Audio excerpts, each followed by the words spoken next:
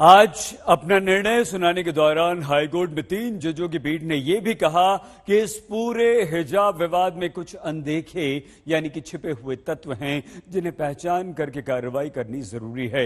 और सबसे बड़ी चिंता की बात यही है क्योंकि ऐसे तत्वों के कारण ही हिजाब विवाद में हाशिए पर मुस्लिम महिलाओं की शिक्षा पहुंच रही है।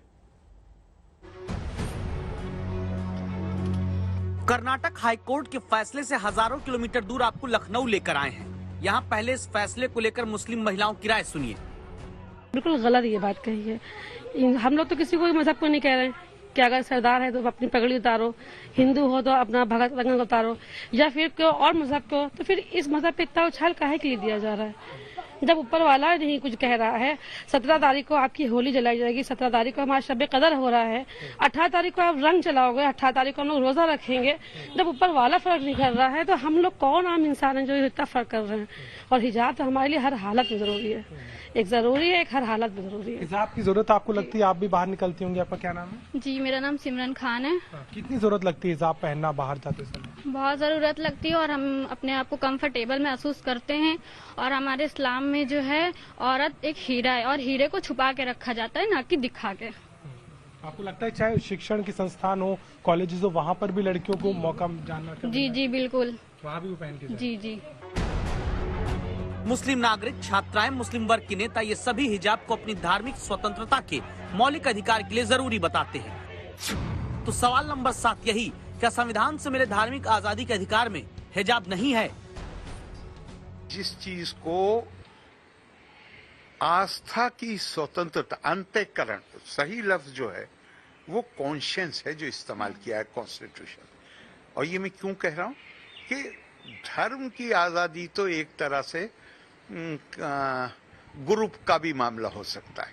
अंतःकरण की आजादी का मतलब है कि भारत के संविधान में ये व्यक्ति का अधिकार है, समुदाय का अधिकार नहीं।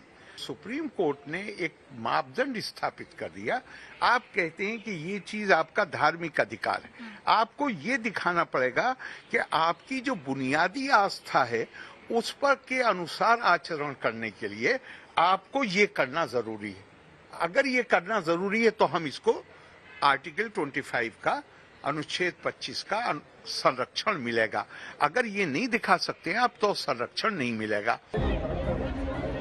इसी आधार पर हाईकोर्ट ने भी फैसला दिया है। लेकिन अब चिंता की बात यह कि 2011 की जनगणना के अनुसार भारत में जहां मुस्लिम महिलाओं की साक्षरता दर 62.41% है, जबकि हिंदुओं में ये 70% से ज्यादा, जैन में 87% से ज्यादा, ईसाई महिलाओं में 76.78%, सिख में 71% से ज्यादा, बौद्ध महिलाओं में 77.87% साक्षरता है। यानी मुस्लिम महिलाओं में सभी धर्मों के मुताबिक साक्षरता कम है। क्या ऐसे में हिजाब विवाद में फिर से छात्राओं की शिक्षा हाशिए पर जा सकती है? हेड स्कार्फ को आप बैन करने का मतलब ये है कि वो उन मुस्लिम लड़कियों को, उनके बिलीफ को हर्ट करता है।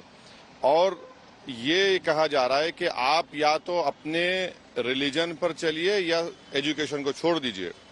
हमारा मानना यह है कि एजुकेशन जारी रहेगा हमारे बिलीफ के साथ। और हिजाब पहनने से देखिए, सरकार इंटरवीन कब कर सकती है? जब मेरा एक्शन जो है वो किसी को हर्ट कर रहा है, हार्म कर रहा है, तो किसी को हार्म नहीं हो रहा है।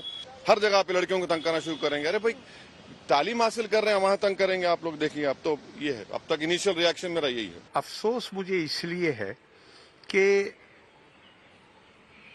ये जो इस्लामी परंपरा है इसकी शुरुआती जो होती है वो इससे है कि मतलब रिलीजन का मतलब ही है पढ़ो। इक़रा बिस्मि रब्बिकल लज़ी खलक़, पढ़ो उसके नाम से जिसने तुम्हें पैदा किया है, जिसने तुम्हें वो सिखाया है जो तुम नहीं जानते थे।